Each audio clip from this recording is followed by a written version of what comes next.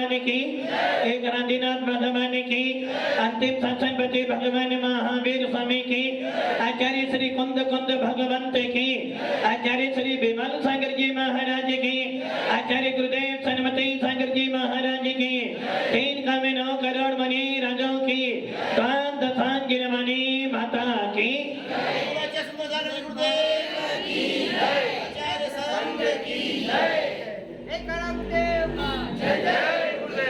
भगवान महावीर का शासन चल रहा है।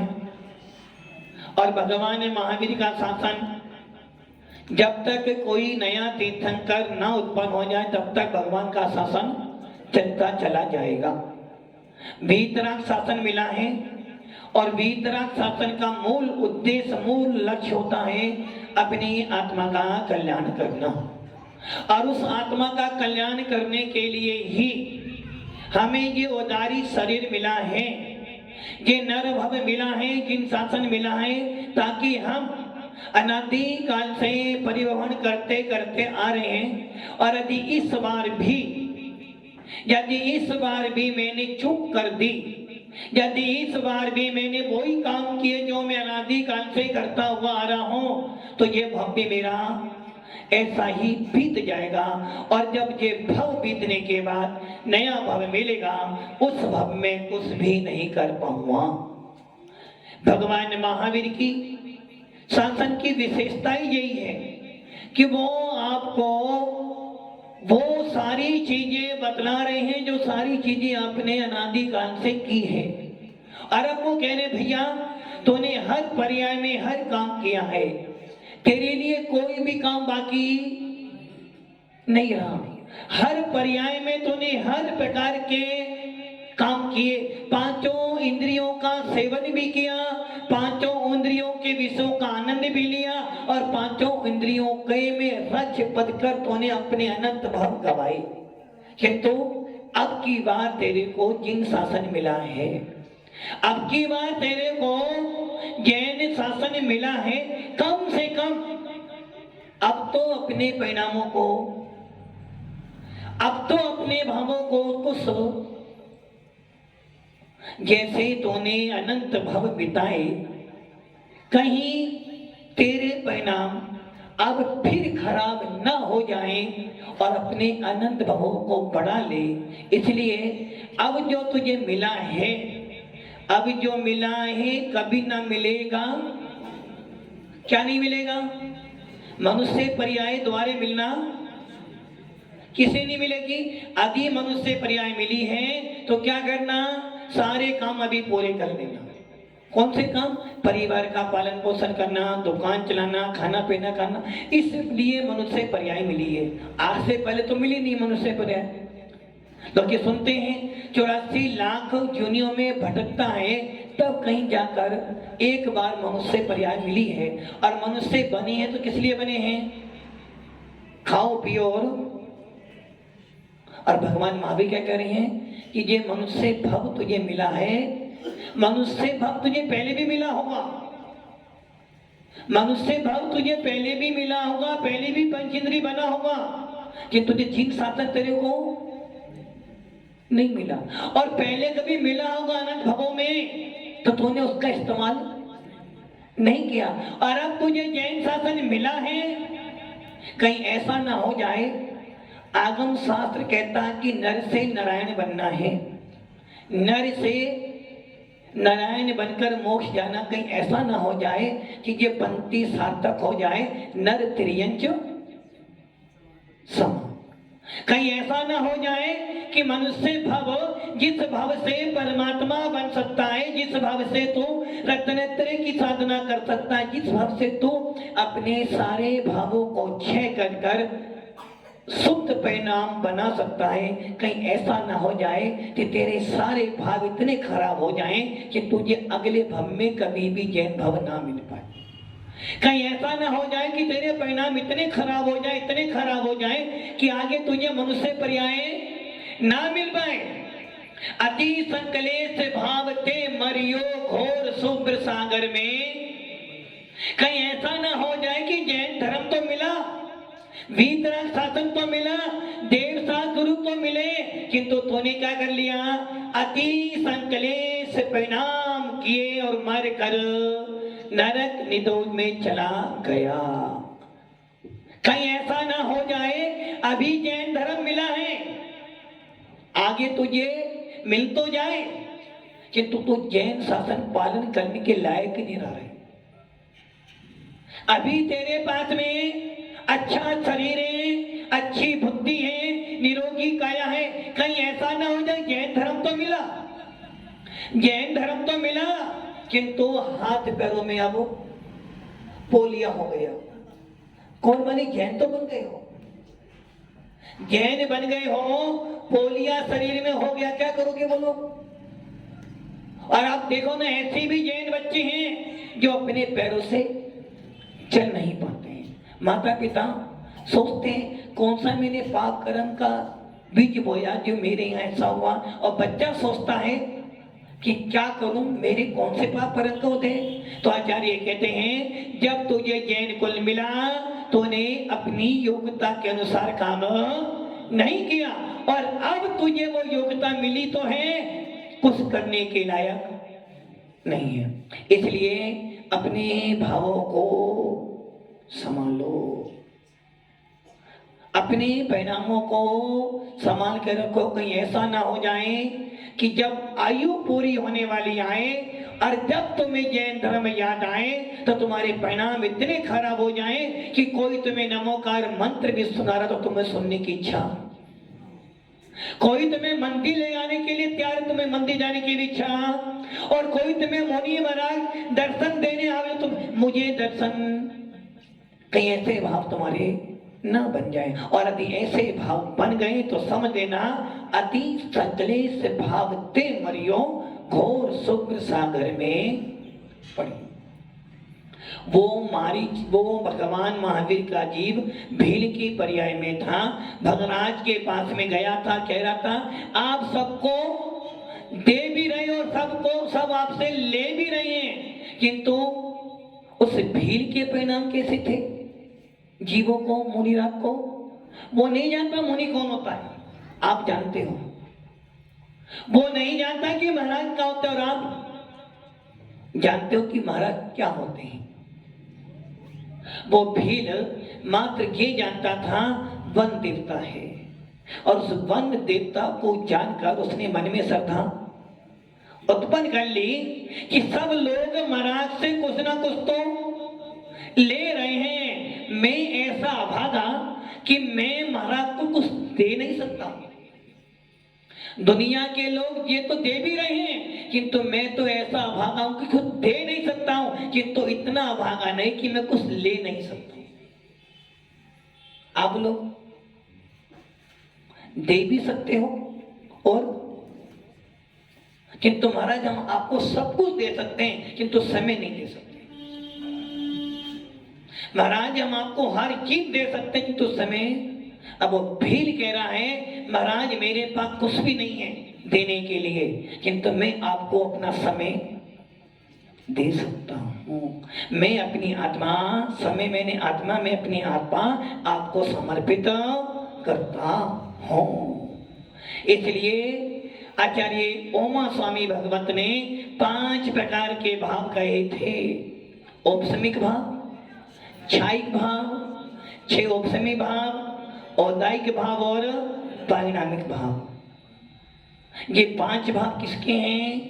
ये 5 भाव 6 द्रव्यों में बंटवारा होता है। इन 5 भावों में ही तुम्हारे सारे भाव आ गए। इन 5 भावों में आपके अनंत परिणाम आ गए। आपके कसाई के असंख्यात लोग प्रमाण परिणाम सारे के सारे इन 5 भावों में आ गए। छोटा बच्चा हो, बड़ा बच्चा हो, नारकी हो, देव हो, मनुष्य हो, तिर्यंच हो, एक इंद्रिय हो, पंच इंद्रिय हो, जैनी हो, अजैनी हो, मुनिराज हो या श्रावक हो, इन सब के परिणामों को आचार्य ओमा स्वामी जी ने मात्र 5 भावों में रख दिया। इन 5 भावों के अलावा तुम्हारा कोई भाव नहीं बन सकता। शुद्ध बन जाओ तो भी इन्हीं 5 भावों में से भाव रहेगा, और अशुद्ध रहोगे 5 भावों में से भाव, बाजार में जाते हो, क्या भाव है? क्या पूछते हो? बाजार में जाते हो, पूछते हो क्या भाव है? मंडी में जाते हो, क्या भाव चल रहा है? किसी गोल्ड की दुकान पर जाते हो तो गोल्ड का क्या भाव चल रहा है? सबका भाव पूछते हो। तो आचार्य उमा स्वामी कह रहे, बेटा तूने अचेतन चेतन सबके भाव पूछे, किंतु ये ध्यान रखना मैं तेरे भाव पूछ रहा हूं। तूने बाजार में जाकर सबके भाव तोले, किंतु मैं तेरे को तेरे भावों का दर्शन दिखा रहा हूं। तू जब बाजार में जाता है, कपड़े का भाव देखता है, मिट्टी का भाव देखता है, सब्जी का भाव देखता है, सोने का भाव देखता है, किंतु कभी तूने अपने भावों को टटोला कि मेरे भाव कैसे हैं? सामने वाले के भाव तूने टटोले, कभी तूने अपने भाव टटोले कि तेरे भाव कैसे चल रहे हैं? इसलिए उमा स्वामी जी ने दूसरे अध्याय में 5 भाव लिख दिए कि यदि तू सम्यक दर्शन प्राप्त करना चाहता है। पहला अध्याय किसका दिया था उन्होंने? पहला अध्याय, दूसरा अध्याय, तीसरा अध्याय, चौथा अध्याय, चारों अध्याय जीव से संबंधित हैं। चौथे अध्याय का वर्णन आपने देह गति का पूरा सुना। तीसरा अध्याय में आपने अधोलोक का भी सुना, मध्य लोक का वर्णन भी सुना, किंतु ये दोनों अध्याय जब भी सार्थक हैं जब तुम्हारा दूसरा अध्याय हो। और पहले अध्याय में कह दिया मोक्ष का उपाय क्या है, रत्नत्रय क्या है, ज्ञान क्या है, दर्शन क्या है, ये बता दिया। अब वो कह रहे हैं ये जानने के बाद बीच में है तेरे भाव। पहला अध्याय था कि मोक्ष जाने का उपाय क्या है, और पहले अध्याय में उपाय बताया, सम्यक दर्शन की बात कर दी और सारे भेद बता दिए। तीसरे अध्याय में बता दे कि नारकी ऐसे होते हैं, त्रियंग ऐसे होते हैं, मनुष्य ऐसे होते हैं, और चौथे अध्याय बता दिया देव ऐसे होते हैं। तीनों गतियों का वर्णन कर दिया, मनुष्य का वर्णन कर दिया और मोक्ष का उपाय पहले बता दिया। और उसके बाद में है भावो। अब तुझे नरक में जाना हो, तीरंच में जाना हो, देव में जाना हो, मनुष्य बनना हो, तो तेरे भाव जैसे होंगे वैसे तेरी पर्याय बन जाएगी। इसलिए पहले अध्याय के बाद 5 भावों को बता दिया कि ये 5 भाव। पहला भाव कौन सा था? औपसमिक भाव। दूसरा भाव क्षयिक भाव। तीसरा भाव क्षय औपसमिक भाव। चौथा भाव औदायिक भाव और 5वां भाव पारिणामिक भाव। ये 5 भाव जीव में ही पाए जाते हैं। ये 5 भाव मात्र जीव में ही पाए जाते हैं, किंतु और द्रव्यों के अंदर 5 भाव का स्वामी कौन? एक जीवात्मा। किंतु पुद्गल, धर्म, अधर्म, आकाश और काल इनके भी भाव हैं, किंतु इनके 5 भाव यदि किसी में होंगे तो वो जीवात्मा होगी, किंतु एक भाव तो किसी ना किसी और के अंदर भी पाए जा सकते हैं। औपसमी भाव दबा देना। जो भाव कर्मों के उपशम से होता उसे उपशमी भाव कहते हैं। जो भाव जिस भाव के उत्पन्न होने में जीव के कर्मों का उपशम है उसे उपशमी भाव कहते हैं। क्षयिक भाव, जो भाव उत्पन्न करने के लिए आपको ये मनुष्य पर्याय प्राप्त हुई है। 5 भाव आपके पास में हैं। औपसमी भाव, क्षयिक भाव, क्षय औपसमी भाव, औदायिक भाव और परिणामी भाव। आचार्य कुंदकोण स्वामी अपने समय सार में स्वामी ने इन 5 भावों का वर्णन नियम सार में बड़े विस्तार से किया है। और वो लिखते हैं इन 5 भावों में से, सतीश जी, इन 5 भावों में से एक भाव ऐसा है जिसके लिए तुम्हें कोई पुरुषार्थ नहीं करना है। एक भाव ऐसा जिसके लिए तुम्हें कुछ नहीं करना। तुम कितने अधम से अधम पाप करना, वो भाव तुम्हारे पास अनादि काल से है और अनंत काल तक रहेगा। वो भाव कौन सा होगा? सबसे लास्ट परिणामिक भाव। इसके लिए तुम्हें कोई पुरुषार्थ, कल सुना था ना, वो तो आपके पास एक इंद्रिय हो, पंच इंद्रिय हो, नरकी हो, देव हो, मुनि हो, यहां तक कि मच्छर के पास भी वो भाव और आपके पास भी। शुद्ध आत्मा हो या अशुद्ध हो, सिद्ध भगवान हो या आप, सबके पास में पायन भाव को पाया। इसके लिए आपको कोई पुरुषार्थ, कोई मेहनत नहीं करनी। आचार्य कौन कौन स्वामी कह रहे हैं, उस भाव के लिए कोई पुरुषार्थ। दुकान पापा ने दे दी है, पापा ने दुकान में माल भी भर दिया है, तो जो भी मान लो ना, क्या करना है, मात्र तो यह बेचना, सेल करनी है।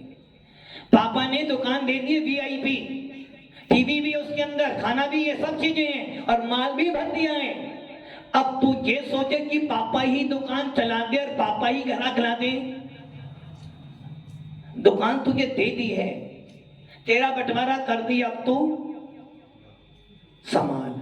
उसी प्रकार कौन कौन स्वामी अपने नियम सार समय सार में कह रहे, बेटा हे ज्ञानी जीव, हे मुमुक्षु, तुझे मैंने सबसे पावरफुल भाव दे दिया है।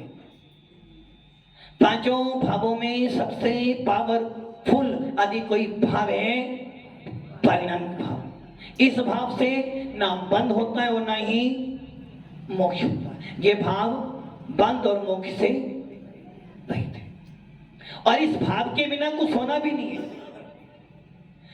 परिणामी भाव के बिना कुछ होना नहीं है और परिणामी भाव को कुछ करना नहीं है।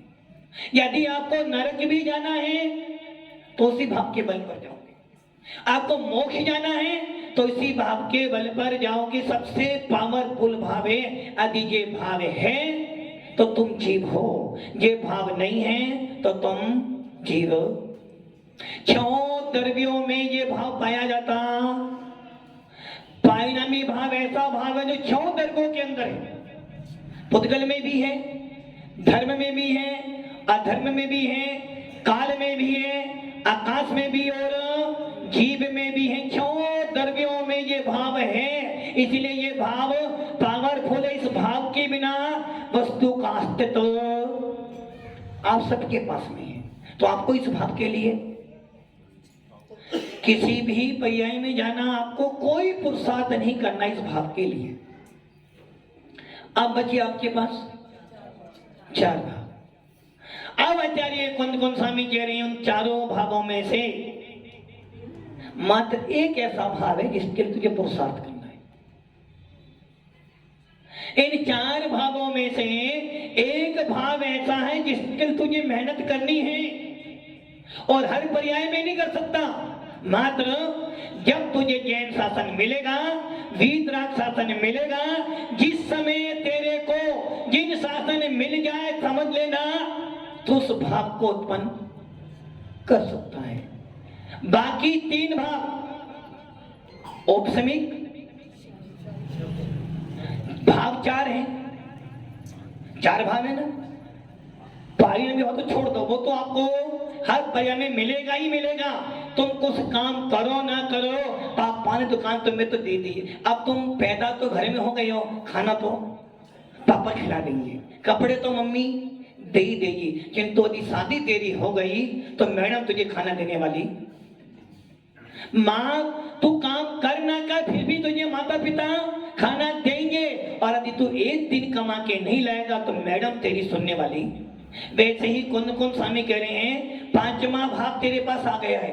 तू मेहनत कर या ना कर, तुझे मैंने दे दिया और मैंने नहीं दिया, तू अपने आप लेकर आया है। जब जब भी तेरी कोई भी पर्याय हो, किसी भी गति में जाना, तो ये वो भाव तो मिलेगा, हिस्सा है तेरे पास।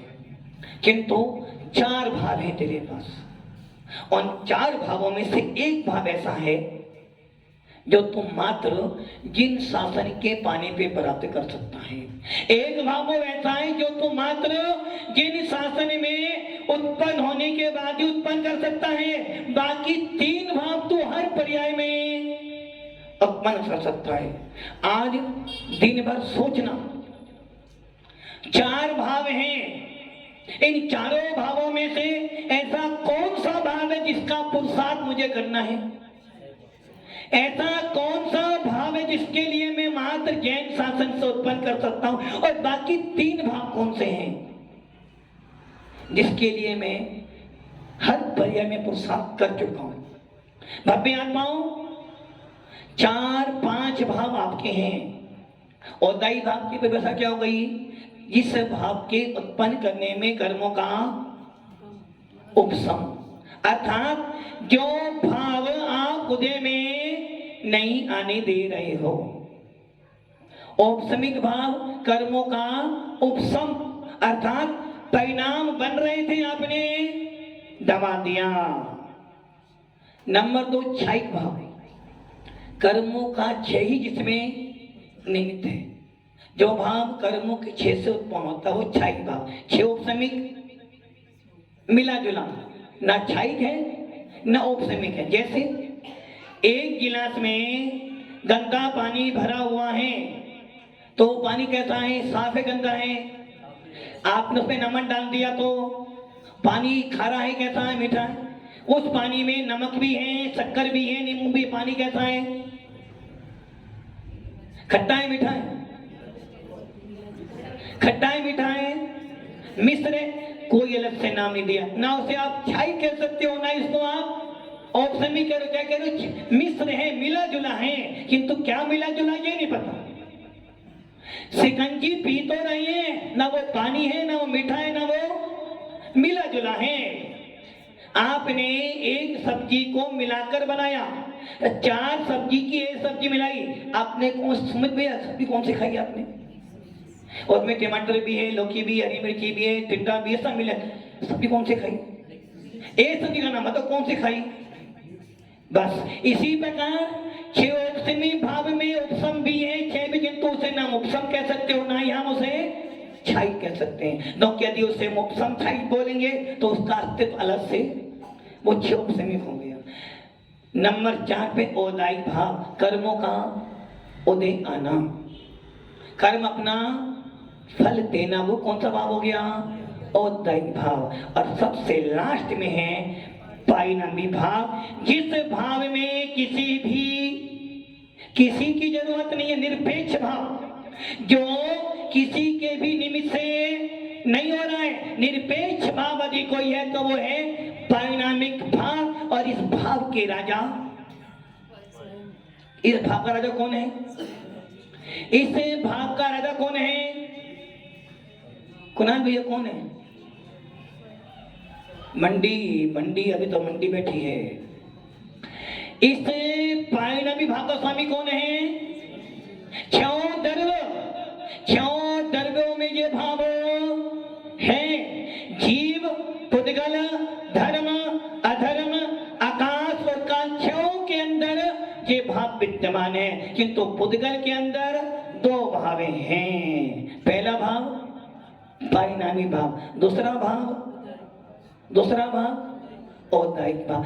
पुद्गल में 2 भाव, जीव में 5 भाव हो सकते हैं। धर्म, अधर्म, आकाश और काल में मात्र 1 परिणामिक भाव। आखिर ऐसा क्यों कि जीव में 5 भाव हो सकते हैं, पुद्गल में 2 होते हैं, धर्म, अधर्म, आकाश और काल में 1 ही भाव है? तो आचार्य भगवान कहते हैं धर्म, अधर्म, आकाश और काल, ये चारों के चारों कभी खराब नहीं होते। ये चारों के चारों मात्र शुद्ध है, शुद्ध और शुद्ध है, इसलिए मिलावट नहीं है। इसलिए इनके पास 1 ही भाव है। वो भाव कौन सा है? परिणामिक भाव। पुद्गल बिगड़ता भी है, सुधरता भी है। दूध लाए थे, गर्मी ज्यादा हो गई, दूध बिगड़ गया। दूध लाए थे, समय पे गर्म करा, फ्रिज में रख गया, बिगड़ते बिगड़ के सुधर गया। इसलिए पुद्गल में शुद्धता भी आती है, अशुद्धता भी आती है। इसलिए उसके बाद 2 भाव कह दिए, परिणामिक और औदायिक। और जीव के अंदर तो सारी चीजें हैं, इसलिए इन 5 भावों पर आपका जीवन टिका है। चने तो हैं, चने कैसे हैं? कठोर हैं, खाने तो हैं। जिनके दांतों मजबूत वो चने खा लेना, सुमित भैया दांत अच्छे खाने में, जिनके दांत लगे थोड़े से हिल रहे हैं तो क्या करना, थोड़े से उनको कूट लेना। कूटने का मतलब बार बार इन भावों को रिपीट करते रहना। और जिनके दांत नहीं है वो क्या करना, इनको चूरा नहीं करना, पीस लेना। और पीस कर थोड़ा पानी मिलाकर, यदि ऐसा करोगे तो चने भी खा लोगे और पेट भी। और सोचोगे नहीं दांत तो मजबूत है नहीं, चने क्या खाएंगे, तो ध्यान रखना दांत मिले हैं चने चबाने के लिए। चने चबाओगे तो दांत मजबूत रहेंगे। इसी प्रकार ये 5 भाव आपके जीवन के आधार हैं। इन 5 भावों को समझ जाओगे तो जीवन में बहुत कुछ परिवर्तन आ जाएगा। नरक का दृश्य देखा है, तेरज मनुष्यों को देख लिया है, समुद्र जीप देख लिए हैं, 5 मेरू की चर्चा कर ली है, देव गति का आनंद ले लिया है। चलो आप देवदूत में जाना नहीं, आनंद ले लिया है, इन सब का आनंद ले चुके हो।